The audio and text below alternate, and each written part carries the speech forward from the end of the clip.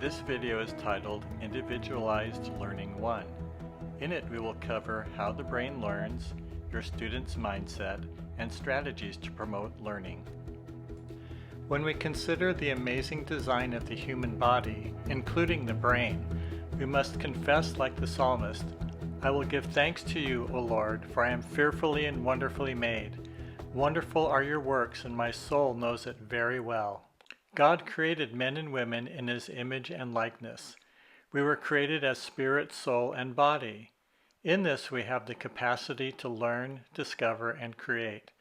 All learning is intended to have its foundation in a relationship with God, our Father, and within the relationship of parents and children. God created our brain as an amazing and complex part of our physical being. Our brains are composed of three main areas: the cerebrum, the cerebellum, and the brainstem. The cerebrum is the largest part of the brain. It initiates and coordinates movement, regulates temperature, enables speech, and facilitates thinking and reasoning and problem solving. It also facilitates emotions, learning, vision, hearing, touch, and other senses. The cerebellum is believed to control balance, coordination, and voluntary movements, and fine muscle control. The brainstem controls breathing, body temperature, digestion, swallowing, and alertness and sleep. Let's look at memory growth. From birth, our brains are processing a tremendous amount of information every day. This information is received through our senses and stored in neurons. Neurons are located within the various areas of the brain. Most of the neurons where information is and will be stored are present from birth. However, as we grow and develop, there is a lifelong growth of the support and connecting cells that enrich the communication between neurons. These connecting cells are called dendrites. Dendrites grow from each neuron and form connections between other neurons containing related information. These connecting dendrites increase in size and number in response to learned skills, experiences, and information. New dendrites grow as branches from frequently activated neurons. The networks of dendrite neuron connections are continually growing and being reshaped and reorganized in response to the relevance and use of information stored in them. Connections to information that is learned once and never used again are purged. However, dendrite connections between neurons where information is used in multiple settings are strengthened and become more efficient. Therefore, the more ways that new knowledge or skills are learned and consistently applied, the greater the growth of dendrite connections, making the memory pathway more efficient and effective. The more ways that new learning is introduced to the brain, the more ways new learning is used and reviewed, the more memory pathways will be created. Our brains have a lot of functions to attend to, and there are many inputs to process. If we are stressed or in danger, our brains will focus their attention on self-preservation. In a safe and loving environment, our brains can focus on learning. However, even in a good learning environment, there are many inputs that come through.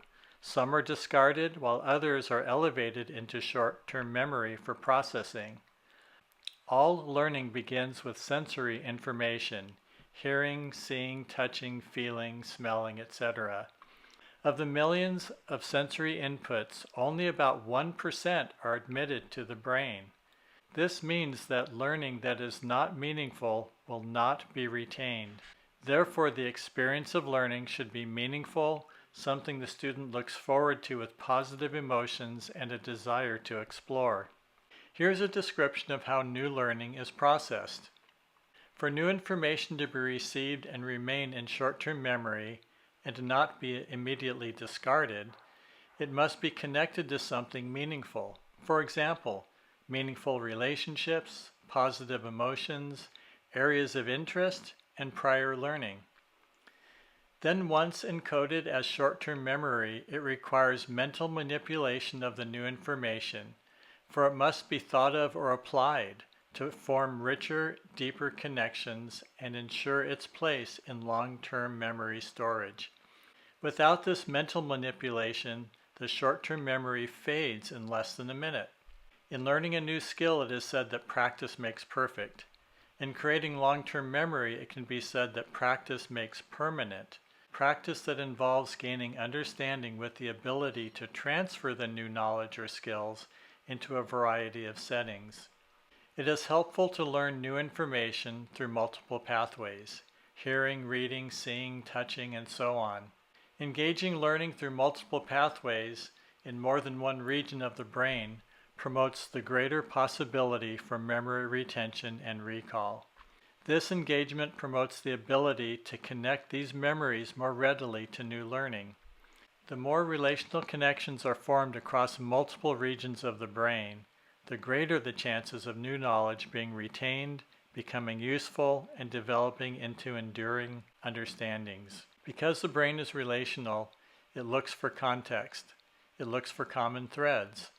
Relational memory takes place when students learn something that adds to what they have already mastered. They engage or expand on maps already present in their brains. In other words, existing memories or prior learning provide the context for new learning. The brain scans stored memory banks, seeking relationships that help it process new information. Otherwise, new learning has nothing readily available to attach itself to. Like a lone puzzle piece, it does not have meaning. When we gather information like puzzle pieces without putting the puzzle together, intellectual growth is stifled. This is the issue with teaching through memorization for the purpose of doing well on a test and not teaching for understanding. While the two approaches are not mutually exclusive, it is important to remember that new knowledge should fit into a framework for understanding and not just be stored and later forgotten as isolated facts. Learning through identifying relationships between new and existing memories builds long-term memory storage. It also helps students look for patterns in future learning, making the learning process more efficient and fulfilling. As students learn to search for and recognize patterns and connections, it will positively impact their brain's processes of learning. The brain's voluntary expenditure of effort is directly linked to the expectation of positive outcomes. Small and consistent successes can encourage greater efforts. However, if students continually fail to succeed in academic challenges, their willingness to put forth additional effort will most likely decline. Therefore, a positive mindset is important for student success. A fixed mindset says, "I'm not going to try because I can't learn this." A growth mindset says, "This may be a challenge, but if I put forth the effort, I can master this, just like I have mastered other areas of learning." Where does a fixed mindset come from? If you bombard the 75 to 100 trillion cells of your brain and body with toxic signals from negative thoughts, you train them to reproduce negativity in the future. A fixed mindset is therefore learned, and if it is learned, it can also be unlearned. Students can learn and come to expect that with effort and guidance they can achieve. A growth mindset is a state of mind in which an individual recognizes that achievement is the result of effort and persistence, not just innate ability, resulting in a feeling of confidence and the ability to learn. Note that it is a feeling of confidence in one's ability to learn. With a growth mindset, a student believes that her ability to learn can be developed with practice and effort. A growth mindset plays a major role in motivation, resilience, and achievement. How can parents build up a growth mindset in their students? Rather than merely giving your students general praise or praising accomplishments, focus on praising their efforts and the steps they take to overcome challenges.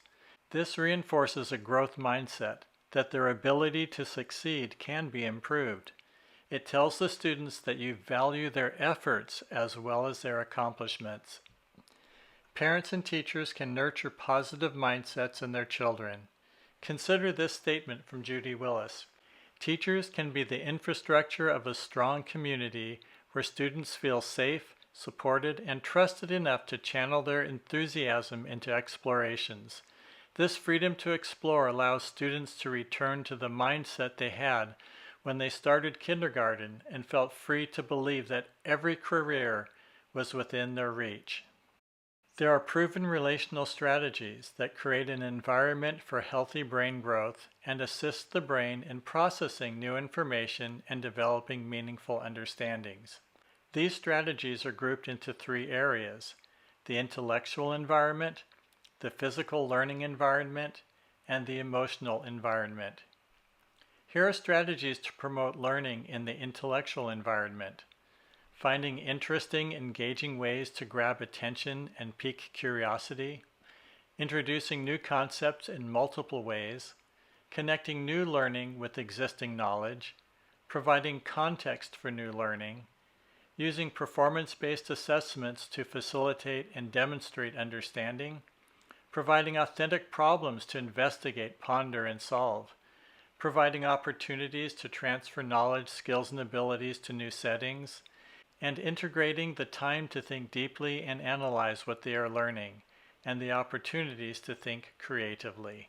Here are some strategies to promote learning through the physical learning environment: providing a safe and secure environment, providing an interesting and resource-rich environment, eliminating or reducing distractions, and allowing time to rest and regroup. Here are a few strategies to promote learning in the emotional environment: offering love, acceptance, and encouragement, guiding through emotional growth, teaching self-discipline, teaching executive function skills, including time management and organization, and developing healthy mindsets. To conclude, let's look at a Bible verse from the book of Philippians. Paul, as a spiritual father and teacher, wrote, "The things that you have learned and received and heard and seen in me, practice these things, and the God of peace will be with you." Notice the multiple ways that new learning was presented: through study, through impartation, through hearing, and through seeing or observing the life of the teacher. Learning from the Apostle Paul had great meaning to the Philippian church, for they knew Paul as a spiritual father, one who loved them, cared for them, and taught them. Paul encouraged the people to practice all that they learned, making it part of their thought patterns, their behaviors, and their faith. And the promise, the God of peace will be with you, not only as an outcome of their efforts, but he would be with them throughout the entire process of learning and practicing these things.